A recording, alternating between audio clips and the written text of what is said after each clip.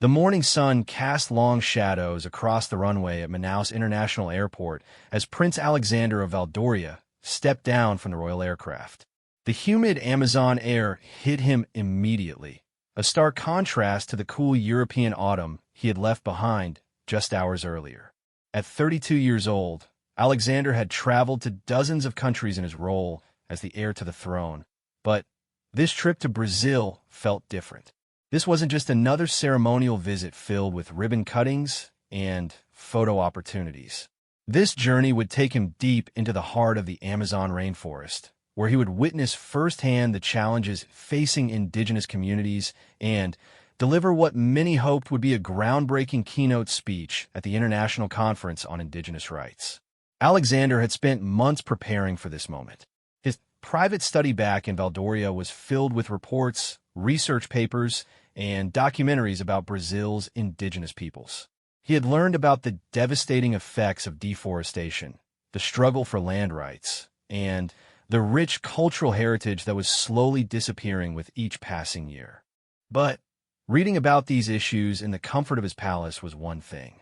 Being here, feeling the weight of responsibility on his shoulders, was entirely another.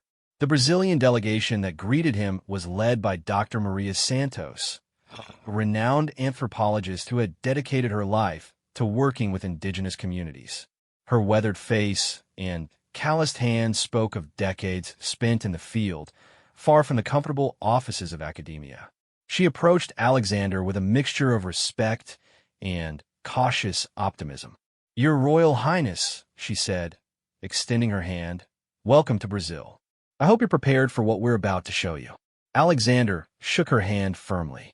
"Dr. Santos, I've been looking forward to this meeting for months. I want to see everything, understand everything. My speech at the conference needs to be more than just words. It needs to be based on truth, on real experiences." As they traveled through Manaus, Alexander observed the bustling city that served as the gateway to the Amazon. Street vendors sold exotic fruits he had never seen before, while modern buildings stood alongside traditional markets. The contrast was striking, but it was nothing compared to what awaited him in the days ahead. Their first stop was the headquarters of the Indigenous Protection Foundation, where Alexander met with leaders from various tribes who had made the journey to the city specifically to meet him. The room was filled with men and women wearing traditional dress alongside modern clothing, their faces bearing the wisdom of generations, but also the weight of ongoing struggles. Chief Raoni Matuktire of the Kayapo people was the first to speak. His presence commanded immediate respect, and when he began talking about his people's connection to the land, Alexander found himself leaning forward, hanging on every word. "Your Highness," Chief Raoni said through an interpreter, "for thousands of years, my people have been guardians of this forest. We know every tree, every river, every animal. The forest is not just our home, it is part of our soul. But now machines come and destroy in hours what took centuries to grow. Our children ask us why the world is changing so fast, and we struggle to give them answers." Alexander listened intently as other leaders shared similar stories. There was Davi Kopenawa from the Yanomami people, who spoke about mercury contamination from illegal mining operations affecting his community's health. Maria Tuxa described how her people's traditional fishing grounds had been polluted by industrial waste, forcing them to abandon practices that had sustained them for generations. Each story hit Alexander like a physical blow. He had known intellectually about these problems, but hearing them directly from the people affected made the crisis feel immediate and urgent. These weren't statistics in a report. These were real people facing the destruction of their way of life. Dr. Santos watched Alexander carefully as the meetings progressed. She had seen many foreign dignitaries visit Brazil over the years, most of whom left with grand promises that were quickly forgotten once they returned to their comfortable lives. But something about Alexander seemed different. His questions were thoughtful and specific, and he took detailed notes throughout each conversation. "Chief Raoni," Alexander said during a break in the formal presentations, "what would meaningful support look like to your people? Not just money or vague promises, but real, practical help that would make a difference in your daily lives. Chief Rayoni considered the question carefully before responding. Your Highness, we need the world to understand that protecting the Amazon is not just about saving trees. It is about saving the knowledge and wisdom of our people. We know how to live in harmony with nature, how to take what we need without destroying. But we need protection from those who would exploit our land, and we need support to share our knowledge with the world. Alexander spent the next 2 days visiting various projects and initiatives already underway in the region. He saw a community-based ecotourism program that was providing sustainable income for indigenous families while preserving their cultural traditions. He visited a school where children were learning both traditional knowledge from their elders and modern skills that would help them navigate the contemporary world. At the Mahinaku village, located several hours by boat from Manaus, Alexander witnessed daily life in an indigenous community.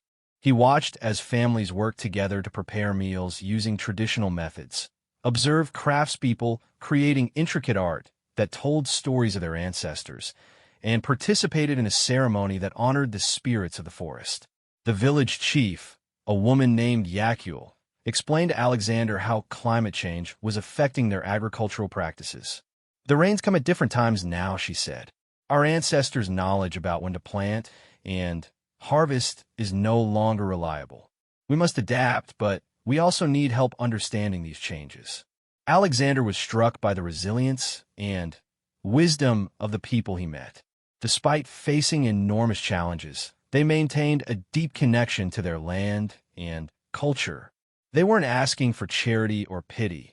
They were asking for respect, recognition, and partnership in finding solutions to problems that affected not just them but the entire world.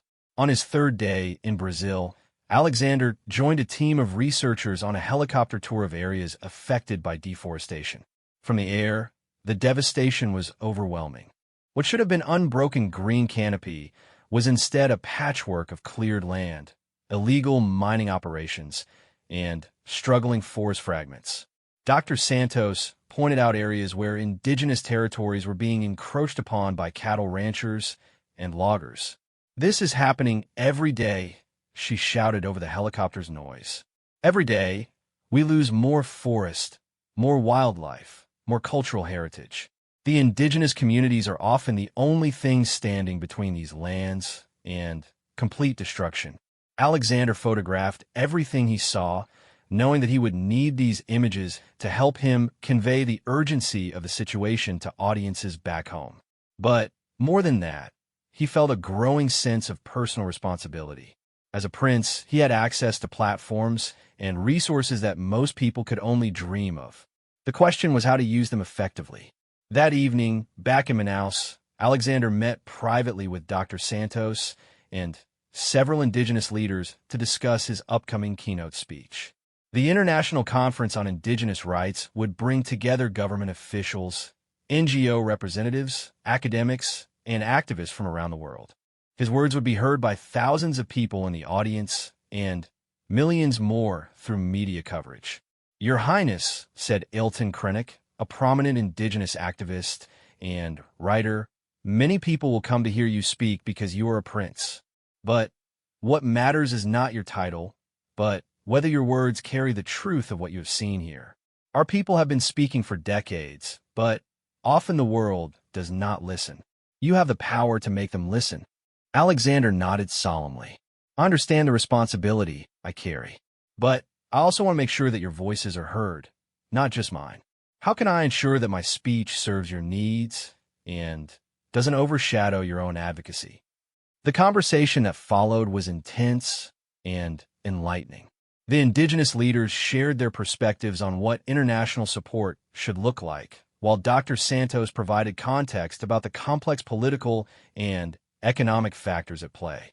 Alexander realized that his speech couldn't just be an emotional appeal. It needed to present concrete, actionable solutions that could be implemented by governments, corporations, and international organizations. As the evening wore on, Alexander found himself thinking about his own country and the challenges they faced with environmental protection and minority rights. While the scale and context were different, there were lessons from the Amazon that could be applied globally. The indigenous community's approach to sustainable living, their emphasis on intergenerational thinking, and their understanding of the interconnectedness of all life offered valuable insights for a world struggling with climate change and social inequality.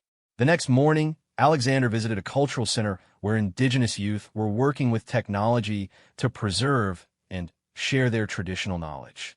Young people were creating digital archives of their languages, recording elders telling traditional stories, and using social media to connect with indigenous communities around the world.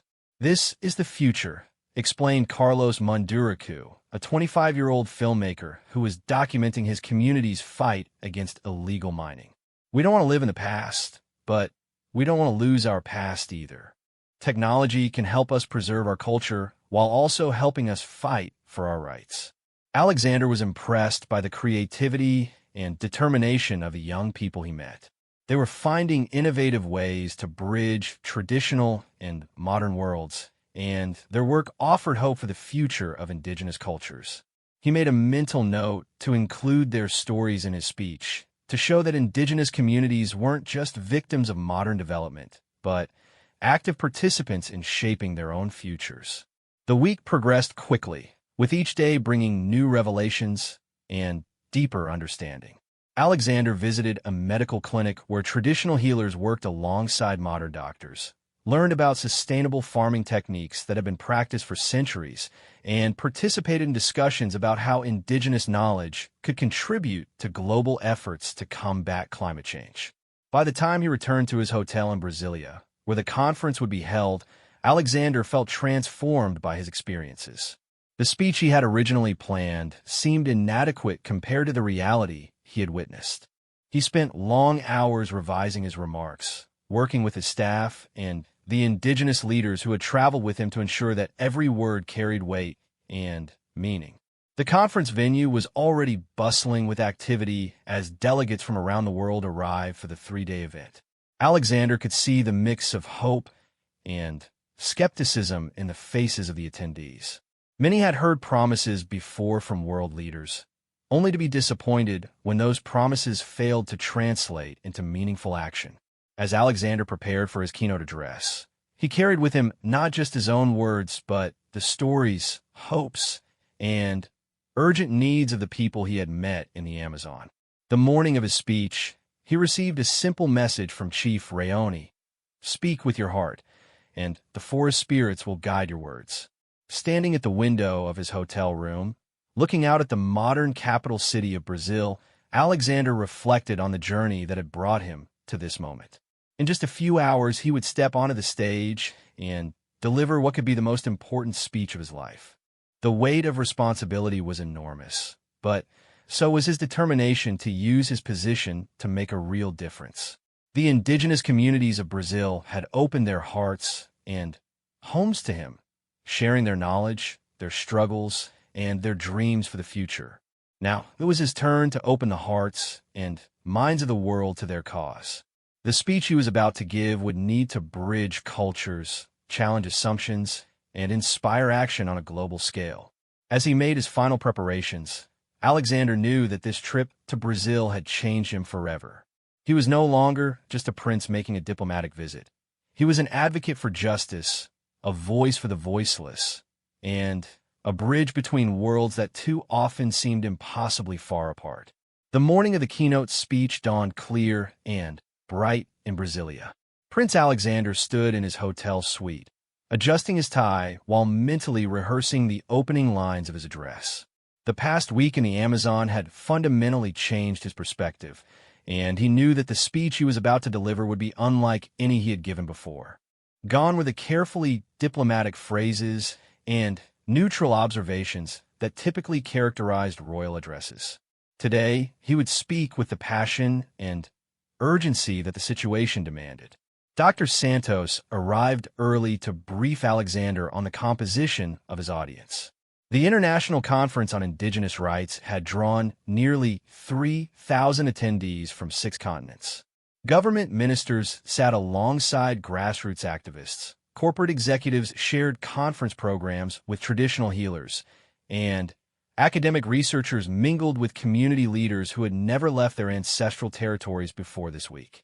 Your Highness, Dr. Santos explained as they reviewed the final details, many of these delegates have heard countless speeches about indigenous rights over the years. They become somewhat cynical about grand pronouncements that lead to little real change. Your challenge is to cut through that skepticism and make them believe that this time can be different. Alexander nodded, understanding the weight of the moment. In the green room behind the main auditorium, he met briefly with several indigenous leaders who would be watching from the front row. Chief Raoni clasped his hands warmly and offered a blessing in the Kayapo language. Daviko Penawa presented him with a small carved bird, a symbol of the forest spirits that would guide his words. "Remember," said Ilton Krennic, "you are not speaking for us, but with us. Our voices will be heard through yours, but they must remain our authentic voices, not something filtered through diplomatic politeness." The auditorium was packed to capacity when Alexander took the stage. Television cameras from around the world were positioned to capture every moment, and social media was already buzzing with anticipation. As he approached the podium, Alexander could see faces filled with hope, skepticism, curiosity, and determination. In the front rows, the indigenous leaders he had spent the week with watched intently, their presence giving him strength and reminding him of the real people behind the statistics and policy proposals he was about to discuss. Ladies and gentlemen, distinguished delegates, and especially to the indigenous leaders and community members who honor us with their presence today, Alexander began, his voice clear and strong. "I stand before you not as a distant observer offering sympathy from afar, but as someone who has just spent 7 days in the Amazon rainforest, living with and learning from the very communities we are here to discuss." The audience settled into an attentive silence. Alexander paused, allowing his eyes to scan the crowd before continuing. "A week ago, I thought I understood the challenges facing indigenous peoples in Brazil. I had read the reports, studied the statistics, and reviewed the policy papers. I knew that deforestation was destroying traditional territories, that mining was contaminating water sources, and that centuries-old cultures were disappearing. I knew these things intellectually, but I did not know them in my heart." Alexander's voice grew more intense as he continued. "Chief Raoni Matuktire told me something that has haunted me every day since. He said, when you destroy the forest, you do not just kill trees. You kill the memory of the world." Think about that phrase for a moment. The memory of the world. Indigenous communities are not just populations that happen to live in environmentally sensitive areas. They are the living repositories of humanity's collective knowledge about how to live sustainably on this planet. The prince gestured toward the front row where the indigenous leaders sat. These men and women possess sophisticated understanding of ecology, sustainable agriculture, natural medicine, and resource management that has been developed and refined over thousands of years. While our modern societies struggle with climate change, biodiversity loss, and environmental degradation, indigenous communities have been practicing solutions to these problems for millennia. Alexander pulled out his phone and displayed a photograph on the large screens flanking the stage. It showed an aerial view of the Amazon rainforest, with a stark line dividing lush green forest from barren, cleared land. This image was taken 3 days ago from a helicopter flying over indigenous territory in the Amazon. On one side, you see pristine rainforest, carefully managed and protected by the Kayapo people for generations. On the other side, you see land that has been cleared for cattle ranching in just the past 2 years. The contrast could not be more stark, and it illustrates a fundamental truth. Indigenous communities are not obstacles to development. They're the most effective guardians of the world's most critical ecosystems. The audience was completely silent now, hanging on every word. Alexander knew he had their attention, but he also knew that attention alone was not enough. He needed to move them to action. During my time in the Amazon, I met Yakul, a village leader who told me that the seasonal patterns her ancestors had relied upon for agriculture were no longer reliable due to climate change. I met Carlos, a young filmmaker who is using technology to document his people's fight against illegal mining that threatens their water supply. I met Dr. Elena Rodriguez, a researcher who has discovered that traditional indigenous medicine has led to the development of 12 different life-saving pharmaceuticals currently used in hospitals around the world. Alexander's voice rose with passion. These are not abstract case studies or romantic notions about noble savages living in harmony with nature. These are real people with real knowledge, facing real threats, and offering real solutions to problems that affect every person on this planet. He moved away from the podium, walking closer to the audience. But here's what troubles me most about what I witnessed. The very people who possess the knowledge and wisdom we need to address our global environmental crisis are being systematically marginalized, dispossessed, and silenced. We are destroying the libraries while complaining that we cannot find the books we need. The prince paused to let this metaphor sink in before continuing. I want to share with you a conversation I had with a 12-year-old boy named Cal from the Mundurika people. I asked him what he wanted to be when he grew up. Do you know what he said? He said he wanted to be a bridge between his grandfather's wisdom and the modern world's needs. A 12-year-old child understood something that too many adults have failed to grasp. The future depends on combining traditional knowledge with modern capabilities. Alexander returned to the podium and looked directly into the cameras. Today, I am announcing a comprehensive partnership between the Kingdom of Valdoria and indigenous communities in Brazil, but this partnership is not charity and it is not aid in the traditional sense. It is a recognition that indigenous peoples are equal partners in addressing global challenges and that their knowledge and leadership are essential for our collective future. The audience stirred with interest. This was not the usual vague promise of support that they had heard so many times before. First, Alexander continued, Valdoria will establish the Indigenous Knowledge Institute, a research facility that will be located in the Amazon and governed jointly by indigenous leaders and international scientists. This institute will not study indigenous communities as objects of research, but will work with them as equal partners to document, preserve, and apply traditional knowledge to contemporary problems. He clicked to his next slide, showing architectural plans for a modern building designed in harmony with traditional construction methods. The institute will employ indigenous researchers, traditional knowledge keepers, and young people from local communities as full partners in all research activities. All intellectual property developed at the Institute will be jointly owned by the participating communities and will be used to benefit those communities directly. The applause that followed was immediate and sustained. Alexander waited for it to subside before continuing. Second, we are launching the Amazon Guardian Fund, a $200 million endowment that will provide direct financial support to indigenous communities for land protection, cultural preservation, and sustainable development projects. But here's what makes this fund different. It will be administered entirely by indigenous leaders themselves, with technical support provided only when requested. Alexander's voice grew stronger with each announcement.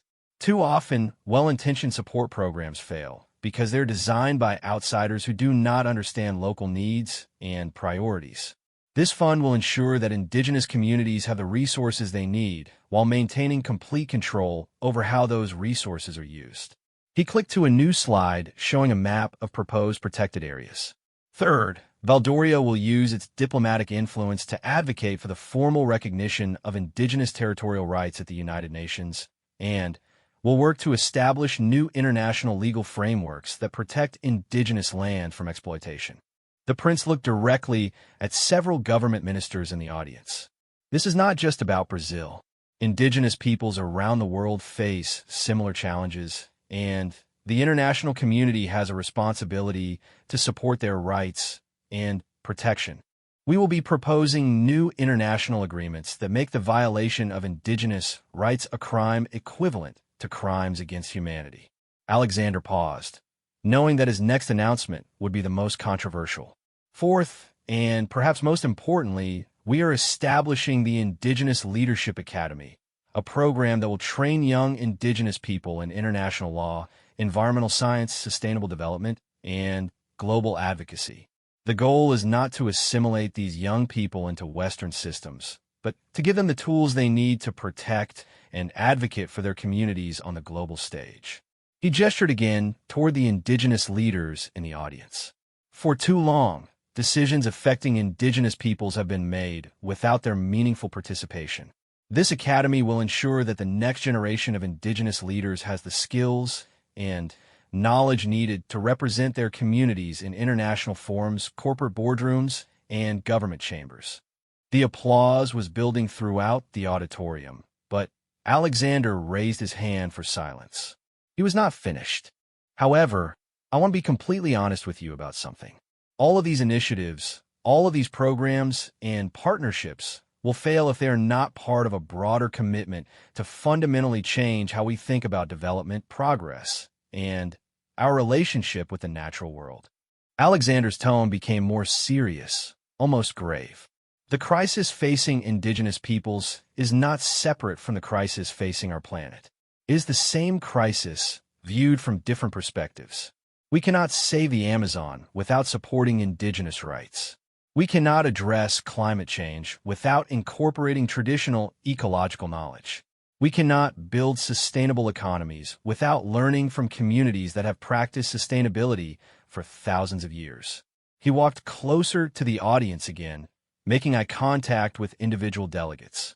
This means that every corporation, every government, every international organization represented in this room must examine their own practices and ask hard questions about whether their actions are supporting or undermining Indigenous rights. Alexander's voice rose to its strongest level yet.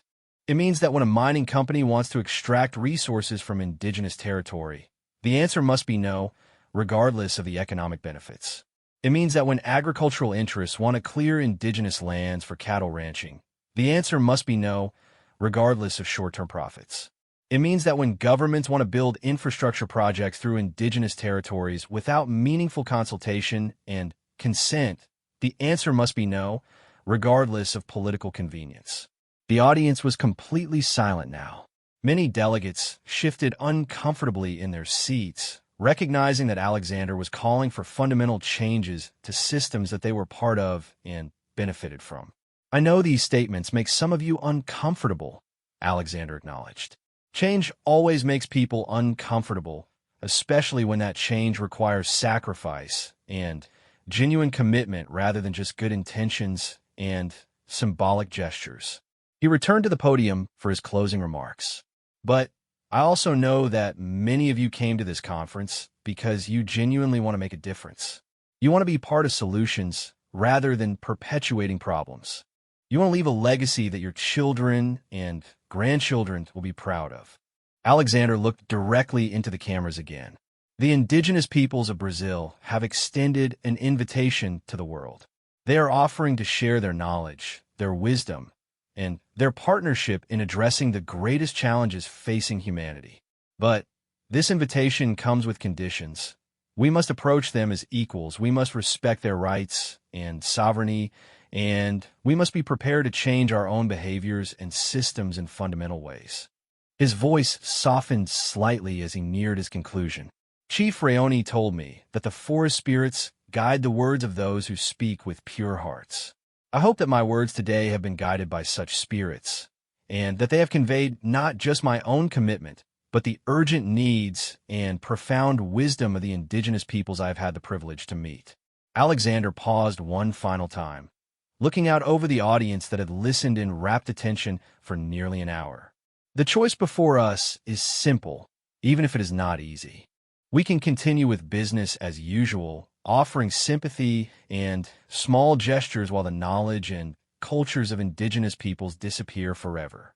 Or we can choose transformation, partnership, and genuine change that honors both traditional wisdom and contemporary needs. He smiled slightly, thinking of the faces of the people he had met in the Amazon. I know which choice the Kingdom of Eldoria has made. The question now is which choice each of you will make. The indigenous peoples of Brazil are watching, the world is watching, and history will judge us all by our actions, not our words. Alexander stepped back from the podium and bowed slightly toward the indigenous leaders in the front row. The silence that followed lasted for several seconds before the entire auditorium erupted in thunderous applause that continued for several minutes. Delegates rose to their feet, many with tears in their eyes, as the power of Alexander's words and the urgency of his message resonated throughout the room. But Alexander knew that the real work was just beginning.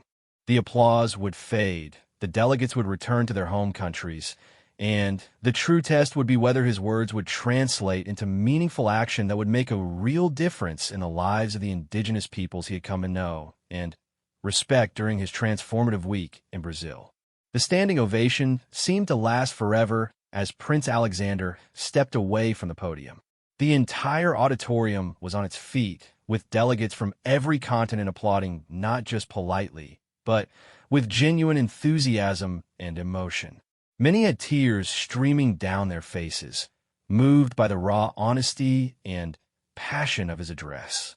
But Alexander's attention was focused entirely on the front row, where Chief Raoni, Davi Kopenoa, and the other indigenous leaders he had spent the week with were also standing and applauding, their faces showing a mixture of pride, hope, and cautious optimism.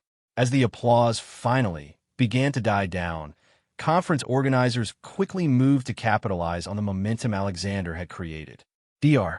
Santos took the microphone to announce that the next session would feature responses from indigenous leaders themselves, giving them the platform to build upon the prince's words with their own voices and perspectives. Chief Raoni was the first to speak, his powerful presence commanding immediate attention even without the translation equipment. The young prince speaks with the voice of truth, Chief Raoni said through his interpreter. But words, even beautiful words, are like seeds. They mean nothing unless they find good soil and are watered with action. We have heard many beautiful words before. What we need now is to see if these seeds will grow into real change. The chief's words were measured, but carried an unmistakable challenge. The indigenous leaders have been disappointed too many times by grand promises that led to little real change. They were willing to hope, but they would not be naive. Davi Kopenoa followed, with equally powerful remarks about the immediate threats his people were facing from illegal mining operations. Every day that we spend in conferences talking about the future, more mercury poisons our rivers, and more machines destroy our sacred sites. The prince's promises are good, but our children need clean water today, not tomorrow. The session continued with testimony from indigenous leaders representing communities across Latin America, Africa, Asia, and North America.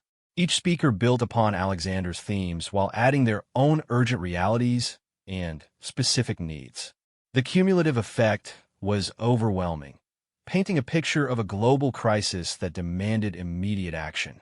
But the real test of Alexander's speech came in the hours and days that followed as delegates began to process what they had heard and consider how they would respond.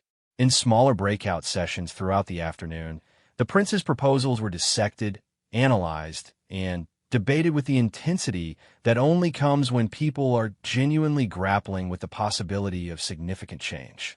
Minister Elena Vasquez from Colombia was the first to publicly commit to following Alexander's lead. The Kingdom of Valdoria has shown us what genuine partnership looks like, she announced during the afternoon plenary session.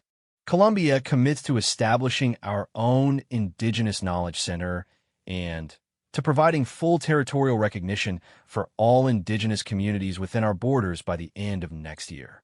Her announcement triggered a cascade of similar commitments from other government representatives. The Minister of Environment from Peru pledged to halt all new mining permits in indigenous territories. The Canadian delegate announced a $1 billion fund for indigenous-led conservation projects.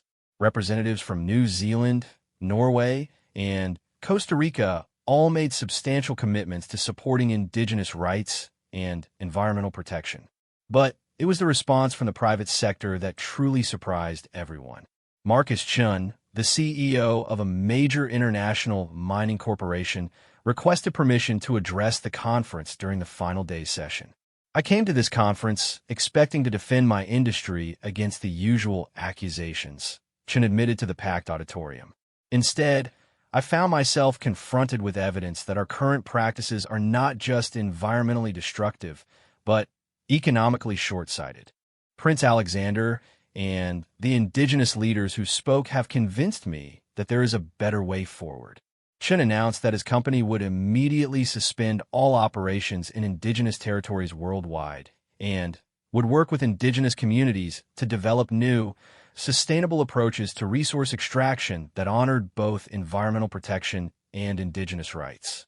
We have been extracting resources from the earth for decades without understanding the full cost of what we were doing, he continued. The indigenous communities we have displaced and harmed possess knowledge about sustainable resource management that could revolutionize our industry. We want to learn from them, not continue to destroy their homes. The mining executive's announcement sent shockwaves through the business community.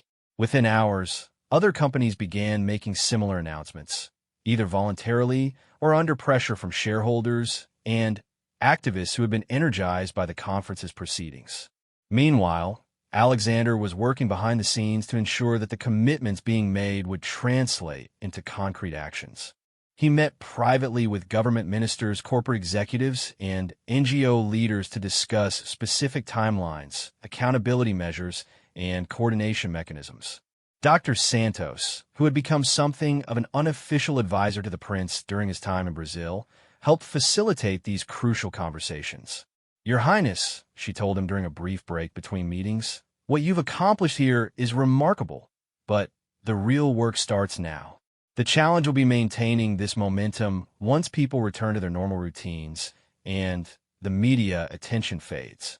Alexander nodded, fully aware that the success of his initiatives would depend on careful follow-up and sustained pressure. That evening, he met with his senior staff to begin developing detailed implementation plans for each of the programs he had announced. The Indigenous Knowledge Institute would require significant coordination between Valdorian universities, Brazilian government agencies, and indigenous communities. Site selection, staffing, curriculum development, and research protocols would all need to be carefully negotiated to ensure that the institute served indigenous interests rather than exploiting them. The Amazon Guardian Fund presented its own challenges. $200 million was a substantial sum, but it needed to be structured in a way that would provide sustainable, long-term support rather than creating dependency. Alexander's team worked with indigenous leaders to develop governance structures that would ensure community control while maintaining transparency and accountability. The diplomatic initiative to strengthen international protections for indigenous rights would require careful navigation of complex international legal frameworks and competing national interests. Alexander planned to use his royal status to open doors and create opportunities for indigenous advocates to make their case directly to world leaders. The Indigenous Leadership Academy would perhaps be the most transformative initiative in the long term. By training young indigenous people in the skills they needed to engage effectively with international systems, the Academy could help ensure that future negotiations and agreements would be conducted between equals rather than between powerful outsiders and marginalized communities. But Alexander also knew that all of these initiatives would fail if they were not accompanied by broader changes in public opinion and political will. That's why he had agreed to an extensive media campaign that would keep indigenous rights in the spotlight long after the conference ended. The day after his keynote speech, Alexander participated in a series of interviews with major international news outlets. Each interview gave him an opportunity to reinforce his key messages and to highlight the voices of indigenous leaders who might not otherwise receive such prominent platforms. The most important thing people need to understand, he told CNN's Christiane Amanpour, is that this is not about charity or aid. This is about recognizing that indigenous peoples possess knowledge and wisdom that the entire world needs. We're not helping them. They're helping us solve problems that we've been unable to solve on our own. The BBC interview focused on the economic dimensions of his proposals. Some critics argue that protecting indigenous rights will slow economic development. The interviewer noted, "How do you respond to that concern?" Alexander's response was measured but firm. Short-term economic thinking is what created the climate crisis, the biodiversity crisis, and the social inequality crisis that we're all struggling with today. Indigenous communities have been practicing sustainable economics for thousands of years.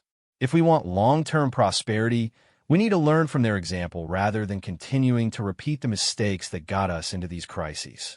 The interviews helped amplify the conference's impact far beyond the immediate audience of delegates and activists. Social media platforms buzzed with discussions about indigenous rights, environmental protection, and the need for new approaches to development and progress. Young people around the world were particularly responsive to Alexander's message. Climate activists began incorporating indigenous rights into their campaigns, recognizing the connections between environmental protection and social justice. University students organized solidarity events with indigenous communities, while high school students launched letter-writing campaigns to pressure their governments to follow Alexander's example. The response from indigenous communities themselves was overwhelmingly positive, but also characterized by the same cautious optimism that Chief Rayoni had expressed. They had heard promises before, and they would judge the success of Alexander's initiatives by their results, not their rhetoric. Carlos Munduracu, the young filmmaker Alexander had met in the Amazon, began documenting the follow-up efforts to the conference. His social media post provided a grassroots perspective on whether the commitments being made were actually reaching the communities they were supposed to help. Prince Alexander seems different from other politicians who have made promises to us, Carlos posted on Instagram. But we will watch carefully to see if his actions match his words. Our people have learned to be hopeful, but not naive. 3 weeks after the conference, Alexander returned to Brazil to begin implementing the first phase of his commitments. This time, instead of staying in luxury hotels in major cities, he established a temporary residence in a simple lodge near the indigenous territories where the Knowledge Institute would be built. The site selection process involved extensive consultations with multiple indigenous communities to ensure that the location would be accessible to all participating groups while respecting traditional territorial boundaries and sacred sites. The discussions were complex and sometimes contentious, as different communities had different priorities and concerns. Alexander participated personally in these negotiations, recognizing that his presence helped demonstrate the seriousness of his commitment, while also giving him deeper insights into the complexities of indigenous politics and decision-making processes. Building consensus among indigenous communities is very different from European diplomatic negotiations, he confided to Dr. Santos during one particularly challenging session. The process is much more inclusive and thorough, but it also takes much longer. I'm learning to appreciate the wisdom of taking time to ensure that everyone's voice is heard. The Knowledge Institute site was finally selected on a piece of land that bordered 3 different indigenous territories, allowing for maximum participation while minimizing travel distances for researchers and community members. The location also provided access to diverse ecosystems, from rainforests to wetlands to rivers, creating natural laboratories for studying traditional ecological practices. Construction would begin using a combination of traditional indigenous building techniques and modern sustainable technologies. The buildings would be designed to have minimal environmental impact while incorporating traditional architectural elements that honored the cultural heritage of the participating communities. Staffing the institute presented its own challenges. Alexander was committed to ensuring that indigenous people held leadership positions at all levels, but this required extensive training and capacity-building programs. Universities in Valdoria partnered with Brazilian institutions to create accelerated degree programs for indigenous students, while traditional knowledge keepers were recognized as faculty members alongside PhD-holding researchers. The Amazon Guardian Fund began making its first grants just 6 weeks after the conference. The fund's Indigenous Board of Directors had worked quickly to establish criteria, and review processes that prioritize community-identified needs over external assumptions about what support should look like. The first grants went to communities facing immediate threats from illegal logging and mining operations. The funding allowed these communities to hire security personnel, purchase communication equipment, and engage legal representation to challenge illegal activities in court. Other grants supported cultural preservation projects, including programs to document traditional languages, record elder storytelling sessions, and create educational materials for young people. The fund also supported sustainable economic development projects, such as eco-tourism initiatives and traditional craft cooperatives that could generate income while maintaining cultural authenticity. Each grant came with reporting requirements, but these were designed by Indigenous communities themselves to ensure accountability while respecting traditional governance structures and decision-making processes. As Alexander's initiatives began to take shape, he found himself transformed by the experience of working so closely with Indigenous communities. The protocols and procedures he was accustomed to in European diplomacy seemed rigid and inefficient compared to the consensus-building approaches he was learning in Brazil. I'm beginning to understand why Indigenous communities have been able to maintain sustainable societies for so long, he wrote in his personal journal.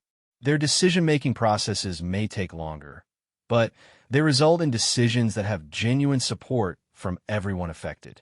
Perhaps our modern institutions could learn something from these approaches. The diplomatic initiative was also beginning to show results. Alexander's staff had been working with Indigenous advocates to draft new international legal frameworks that would strengthen protections for Indigenous rights and territories. The proposal would be presented to the United Nations General Assembly later that year, with support from several major powers. But the most visible progress was being made with the Indigenous Leadership Academy. Young Indigenous people from across Latin America had applied for the first cohort, demonstrating both the demand for such programs and the talent that existed within Indigenous communities. The selection process was handled entirely by Indigenous educators and leaders, ensuring that candidates were chosen based on their potential to serve their communities rather than their ability to assimilate into Western academic systems. 25 young people from 15 different communities were selected for the first cohort. They would spend 2 years studying international law, environmental science, sustainable development, and advocacy skills while maintaining strong connections to their home communities and traditional knowledge systems. Alexander met with the first cohort during their orientation week, and he was struck by their intelligence, passion, and determination. "We are not here to become like you," explained Maria Xingu, a 22-year-old law student from the Xingu region. "We are here to learn the tools we need to protect our communities and share our knowledge with the world. We want to build bridges between worlds, not abandon our own world for yours." Her words reminded Alexander of young Cowes' dream to become a bridge between his grandfather's wisdom and the modern world's needs. These young leaders represented the future of Indigenous advocacy, and their success would be the ultimate measure of whether his initiatives had achieved their goals. As Alexander prepared to return to Valdoria to report on the progress of his commitments, he felt both proud of what had been accomplished and aware of how much work remained. The easy part had been making the promises. The hard part was ensuring that they would be kept and that they would make a real difference in the lives of Indigenous people. 6 months had passed since Prince Alexander's groundbreaking keynote speech, and the world was watching to see if his bold commitments would survive the test of time and political reality. The initial enthusiasm that had swept through the International Conference on Indigenous Rights was beginning to face the harsh realities of implementation, bureaucratic obstacles, and competing priorities that often derailed even the most well-intentioned initiatives. Alexander had returned to Valdoria to find his own government divided about the scope and cost of his commitments.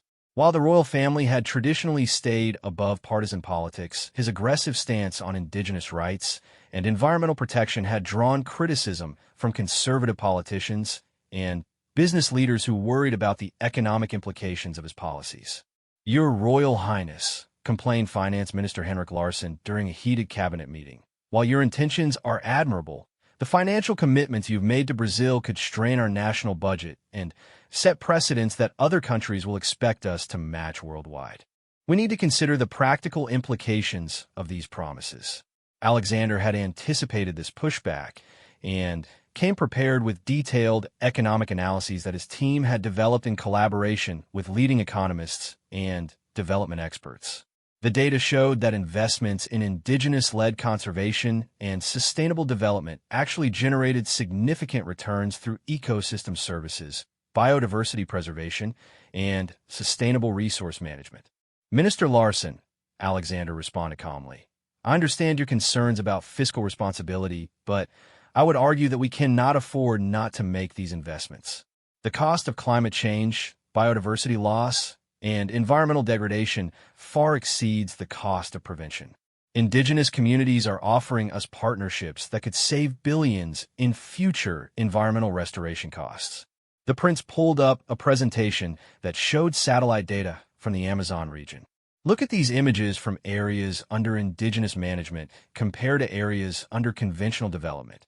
The indigenous territories are maintaining forest cover at rates of over 90%, while non-indigenous areas are experiencing deforestation rates of 30 to 50%. From a purely economic standpoint, supporting indigenous land management is one of the most cost-effective environmental investments we can make. Queen Isabella, Alexander's mother, had been quietly supportive of her son's initiatives, but she also understood the political delicacies involved. After the cabinet meeting, she pulled Alexander aside for a private conversation. Alexander, she said, I'm proud of the passion and commitment you've shown for this cause, but you must also learn to navigate the political realities that come with implementing change at this scale. Your goals are admirable, but you'll need to build broader consensus if you want them to succeed long-term. The Queen's advice proved prescient as Alexander encountered increasing resistance from various quarters. Some environmental organizations criticized his approach as too focused on indigenous rights at the expense of broader conservation goals. Conservative politicians questioned whether Valdoria should be interfering in other countries' internal affairs. Business leaders worried about the precedent of halt profitable operations based on indigenous objections. But Alexander also found unexpected allies in places he hadn't anticipated.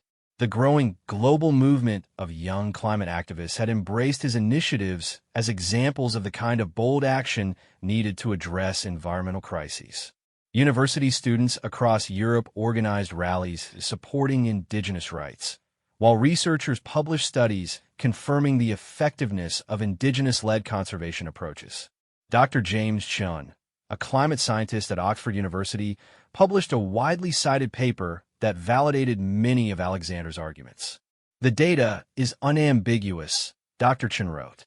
Indigenous managed territories consistently outperform government-protected areas and private conservation initiatives in maintaining biodiversity, carbon sequestration, and ecosystem health. Supporting indigenous rights is not just morally correct, it's scientifically sound environmental policy. Meanwhile, in Brazil, the initial implementations of Alexander's programs were beginning to show both promising results and significant challenges. The Amazon Guardian Fund had made dozens of grants to indigenous communities, but the process of distributing funds and monitoring their use was proving more complex than anticipated. Some communities were struggling with the administrative requirements that came with international funding, while others were facing internal disagreements about how the money should be used. The fund's Indigenous Board of Directors found themselves mediating disputes between traditional leaders and younger community members who had different visions for their community's futures. Yakul, the village chief Alexander had met during his initial visit, was dealing with exactly these kinds of tensions. The grant her community had received from the Guardian Fund was substantial enough to transform their economic prospects, but it had also created divisions within the village about whether to invest in traditional activities like sustainable fishing and farming or to pursue newer opportunities like ecotourism and digital communications. The money is a blessing, but it is also a test, Yakul explained during a video conference with Alexander. We must find ways to use these resources that strengthen our community rather than dividing it. This requires wisdom that our elders possess, but also skills that our young people must develop. The Indigenous Knowledge Institute was facing its own growing pains. The site construction was proceeding on schedule, but recruiting qualified staff who could work effectively across cultural boundaries was proving more difficult than expected. Many Western-trained researchers lack the cultural competency needed to work respectfully with Indigenous knowledge keepers, while many Indigenous experts needed additional training in research methodologies and academic communication. Dr. Santos, who had been appointed as the Institute's interim director, was working to develop innovative training programs that would bridge these gaps. "We're essentially creating a new field of study," she explained to Alexander during one of his regular check-in calls. "We're trying to develop research methodologies that honor Indigenous ways of knowing while meeting international academic standards. It's challenging, but it's also incredibly exciting." The Institute's first major research project focused on traditional medicinal plants and their potential applications for treating diseases that were resistant to conventional pharmaceuticals. Indigenous healers worked alongside biochemists and pharmacologists to identify promising compounds while ensuring that any resulting discoveries would benefit the communities that had preserved this knowledge for generations. Early results were promising enough to attract attention from major pharmaceutical companies, but this created new ethical dilemmas about how to protect Indigenous intellectual property rights while allowing for the development of potentially life-saving medicines. Alexander found himself deeply involved in these complex negotiations, learning about patent law, traditional knowledge protocols, and the intricate balance between profit and protection. "Every solution seems to create new problems," he confided to Dr. Santos. "But I suppose that's the nature of trying to change systems that have been in place for centuries." The Indigenous Leadership Academy was showing the most unambiguous signs of success. The first cohort of 25 students was excelling in their studies and already making impacts in their home communities. They were using their new skills to help their communities navigate legal challenges, apply for grants, and participate more effectively in government consultations about development projects. Maria Shingu, the young woman who had impressed Alexander during the orientation week, had already helped her community successfully challenge a proposed mining operation that would have contaminated their water supply. She used her training in international law to file complaints with multiple oversight bodies and her communication skills to build media support for her community's cause. The Academy is not just teaching us how to work within existing systems, Maria explained during a symposium that brought together Indigenous leaders from across the Americas. It's teaching us how to change those systems so that they respect our rights and values. The Academy students were also developing innovative approaches to preserving and sharing traditional knowledge. They created digital platforms that allowed elders to record traditional stories, medicinal knowledge, and ecological observations in formats that could be accessed by community members living in urban areas or studying abroad. Carlos Munduracu, the young filmmaker who had been documenting the implementation of Alexander's initiatives, produced a documentary that followed several Academy students as they returned to their communities to apply their new skills. The film was selected for several international festivals and helped bring global attention to the positive impacts of the Leadership Academy. But Alexander was also learning that success in one area could create new challenges in others. The positive publicity generated by his initiatives had attracted attention from other Indigenous communities around the world, all of whom were requesting similar support for Valdoria. Delegations from Indigenous communities in Canada, Australia, New Zealand, and Scandinavia were arriving in Valdoria's capital on a regular basis, seeking meetings with Alexander and requesting support for their own struggles with land rights, cultural preservation, and environmental protection. "Your Royal Highness," explained Asa Larsson, a Sami reindeer herder from northern Sweden, "what you have done in Brazil shows that real change is possible. But Indigenous peoples in the Arctic are facing the same kinds of threats from mining companies and climate change. We need the same kind of support and partnership that you have offered to communities in the Amazon. Alexander was deeply moved by these requests, but he was also concerned about overextending Valdoria's resources and capabilities. His staff were already working at capacity to manage the Brazilian initiatives, and expanding to other regions would require substantial additional funding and personnel. The prince decided to approach this challenge by leveraging the success of his Brazilian programs to encourage other countries to launch their own indigenous partnership initiatives.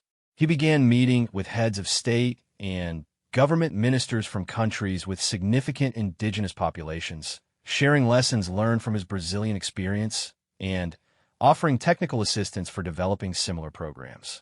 The King of Norway was the first to commit to following Alexander's model, announcing a major indigenous rights initiative that would provide land recognition and cultural preservation support for the Sami people.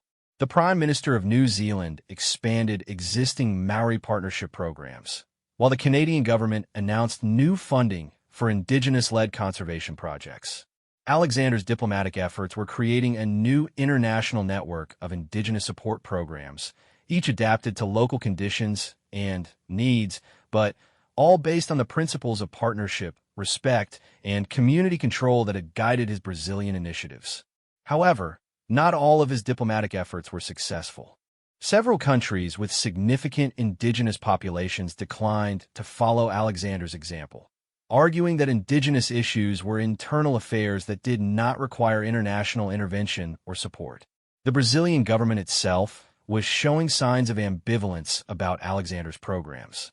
While President Silva had initially welcomed the international attention and investment that Alexander's initiatives brought to Brazil, some government officials were beginning to worry about the political implications of having foreign royalty so deeply involved in what they saw as domestic issues.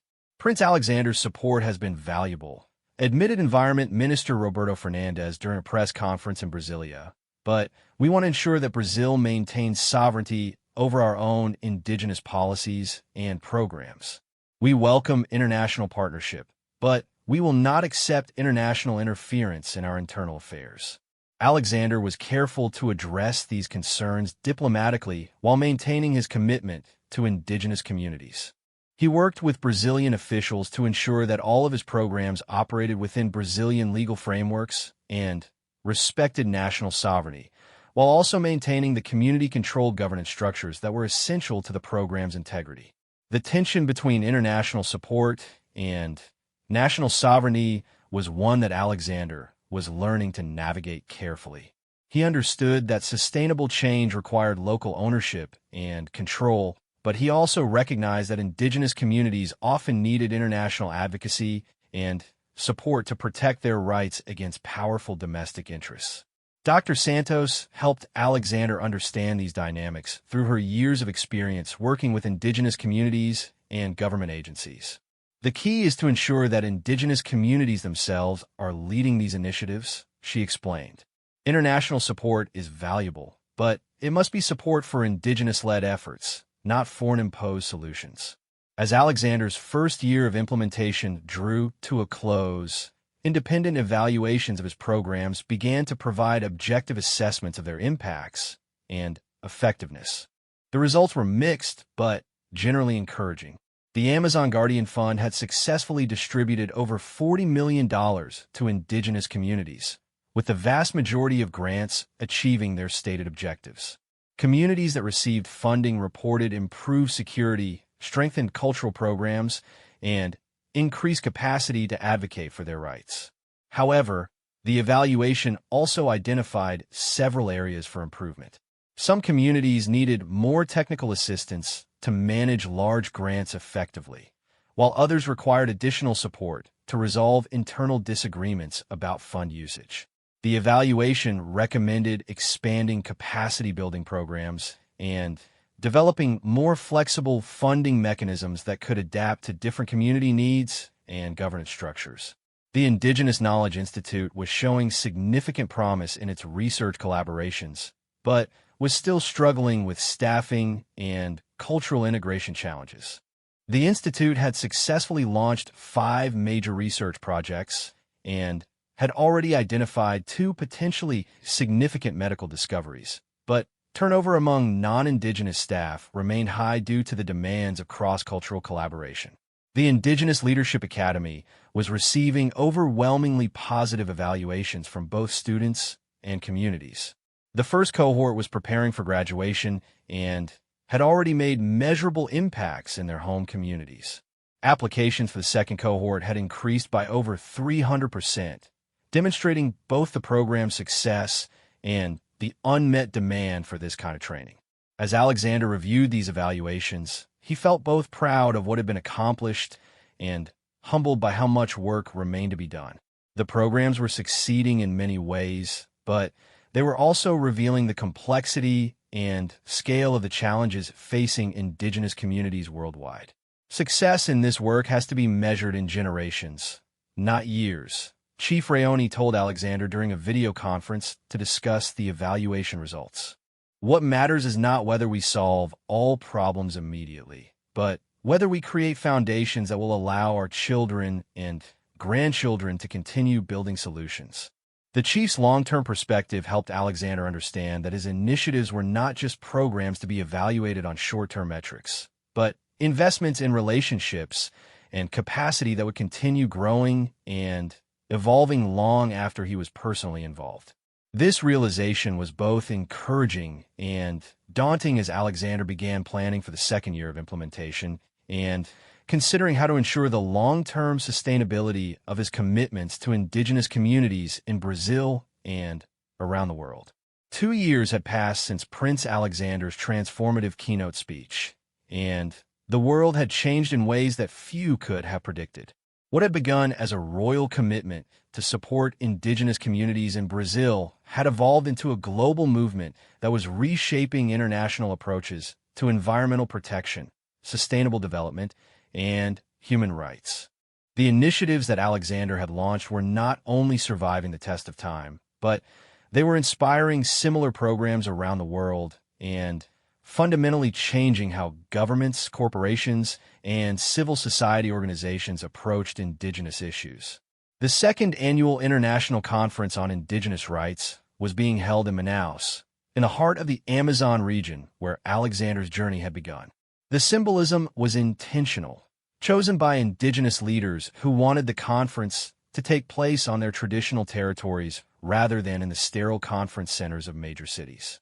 Over 5,000 delegates had gathered, representing a threefold increase from the conference where Alexander had made his initial commitments. Alexander himself was returning not as a keynote speaker making grand promises, but as a participant reporting on concrete results and lessons learned from 2 years of intensive implementation. He had changed visibly during those years, his face showing the weathering that comes from spending significant time in tropical climates and remote communities, his manner more confident and less formally royal. The Indigenous Knowledge Institute had become the most successful component of Alexander's original vision. The facility, which had been completed 8 months earlier, was already producing groundbreaking research that was being cited in academic journals around the world. More importantly, it was serving as a model for how Western academic institutions could collaborate respectfully and productively with Indigenous knowledge systems. Dr. Elena Rodriguez, who had become the Institute's first Indigenous director after completing her doctoral training through the partnership programs, presented the Institute's achievements to the conference delegates. In our first full year of operation, we have published 37 peer-reviewed research papers co-authored by Indigenous knowledge keepers and university-trained researchers.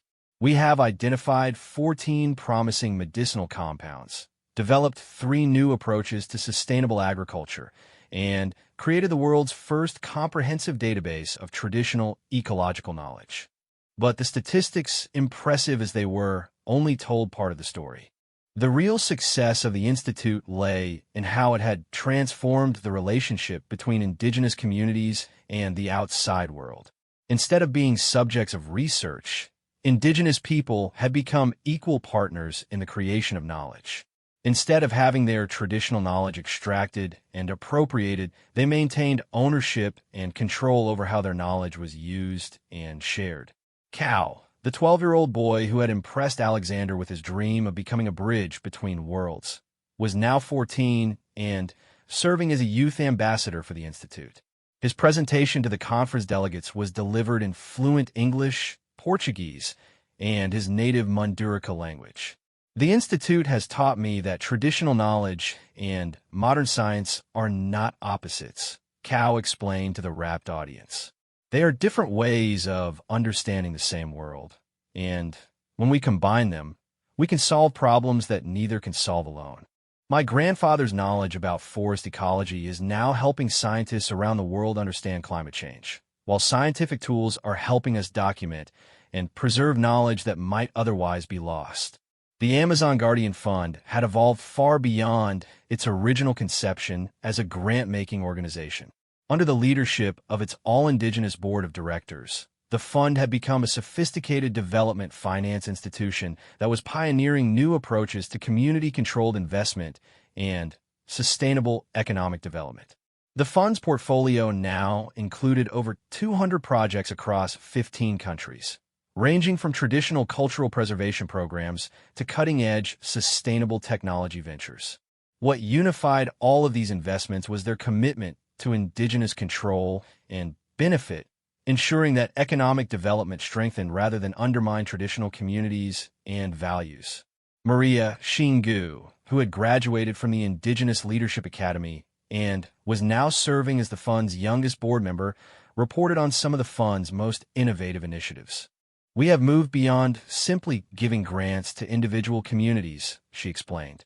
"We are now creating networks and partnerships that allow communities to share knowledge, pool resources, and coordinate advocacy efforts across traditional territorial boundaries."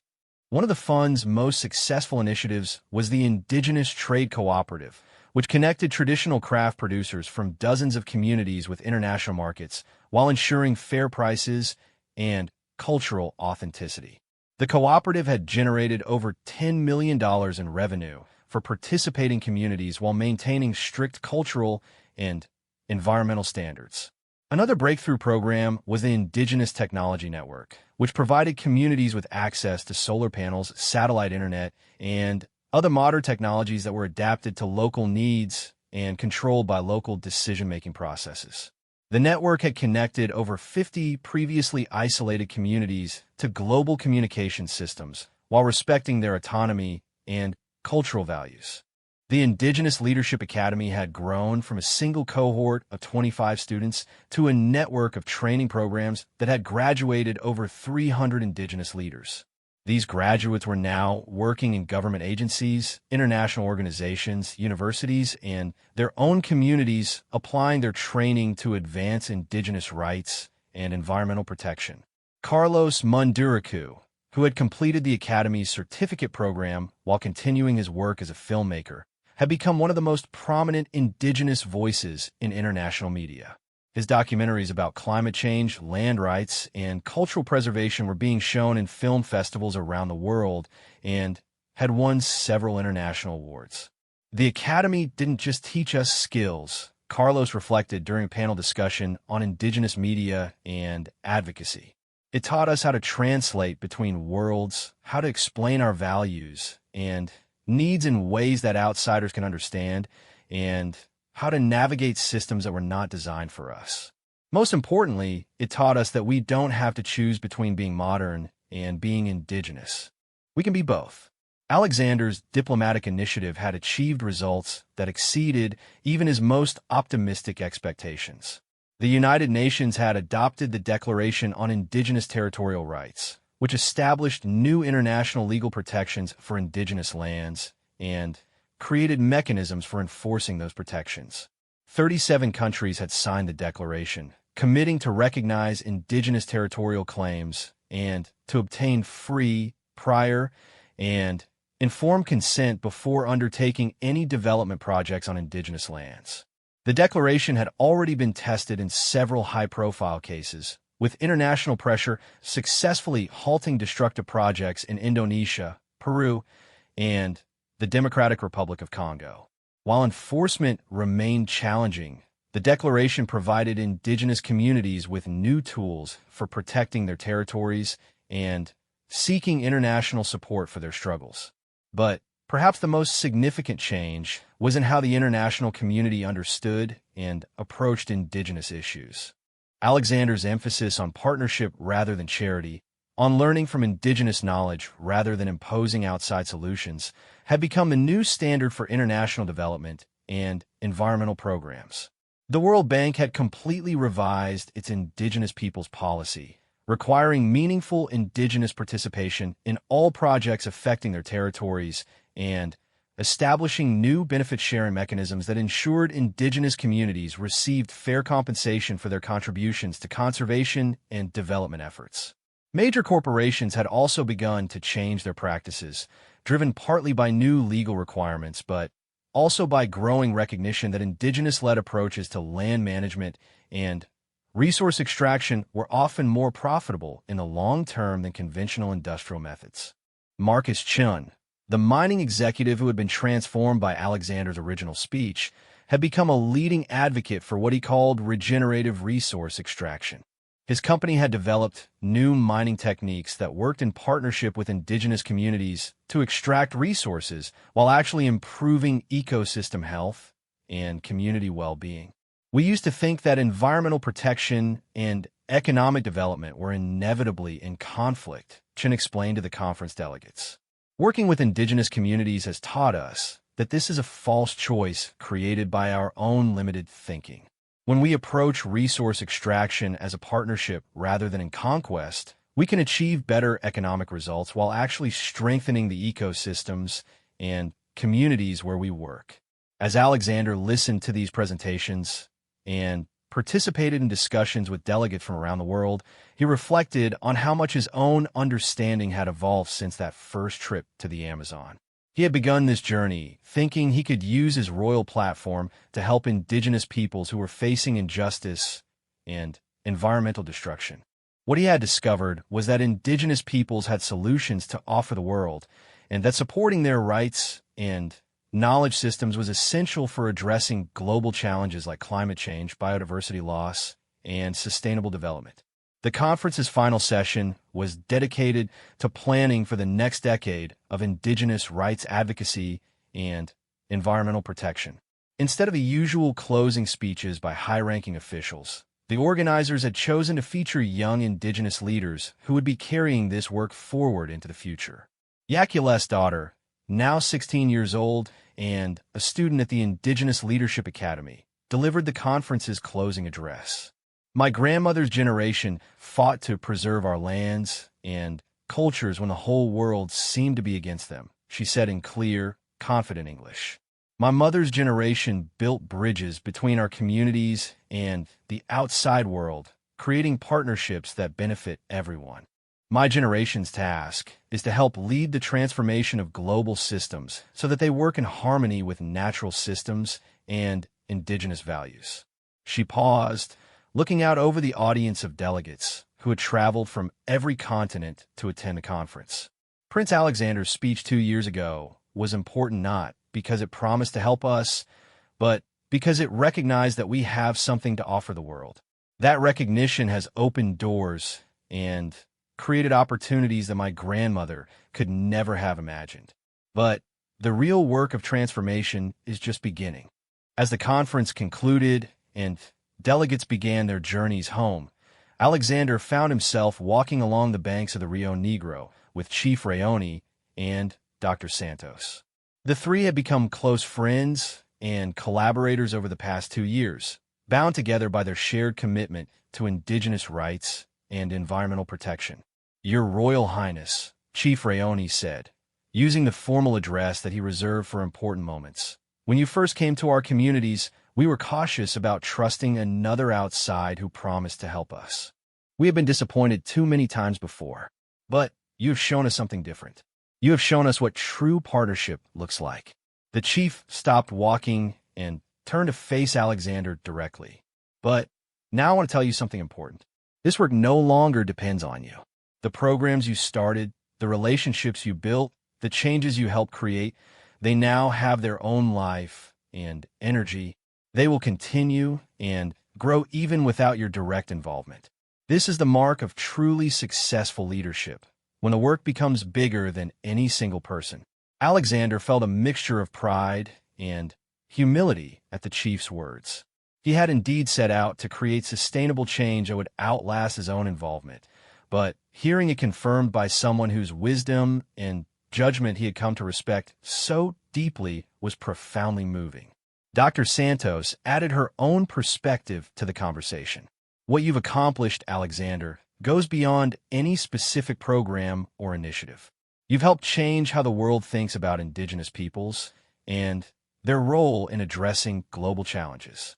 You've shown that supporting Indigenous rights is not just morally correct, but practically essential for solving the environmental and social crises facing humanity.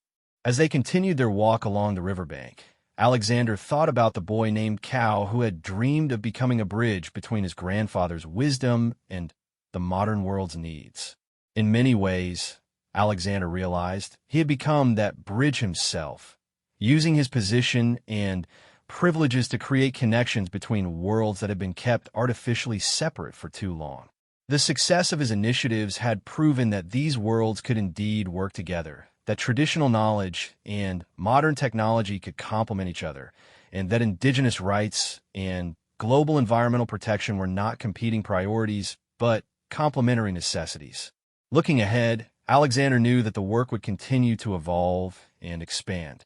Climate change was accelerating, biodiversity loss was continuing, and Indigenous communities around the world still face threats to their lands, cultures, and rights. But the foundations have been laid for a new approach to these challenges, one based on partnership, respect, and recognition of Indigenous peoples as essential partners in creating a sustainable future. The boy who had dreamed of bridging worlds had inspired a prince who had used his platform to create actual bridges that were now being crossed by thousands of people working together to protect both cultural heritage and environmental sustainability. The seeds that had been planted 2 years earlier in a conference hall in Brasilia had grown into a global network of relationships, programs, and initiatives that were transforming how the world approached some of its most pressing challenges. As the sun set over the Amazon River, Alexander felt a deep sense of satisfaction, not just about what had been accomplished, but about what was yet to come. The movement that had begun with his keynote speech was now self-sustaining and self-directed, guided by Indigenous leaders who no longer needed his permission or approval to chart their own course toward a more just and sustainable future. The real test of his legacy would not be measured in the programs that bore his name or the initiatives he had launched, but in the Indigenous leaders who were now using their own voices and platforms to advocate for their communities and share their knowledge with the world. The bridge between worlds had been built, and now is time for others to cross it and build new bridges of their own.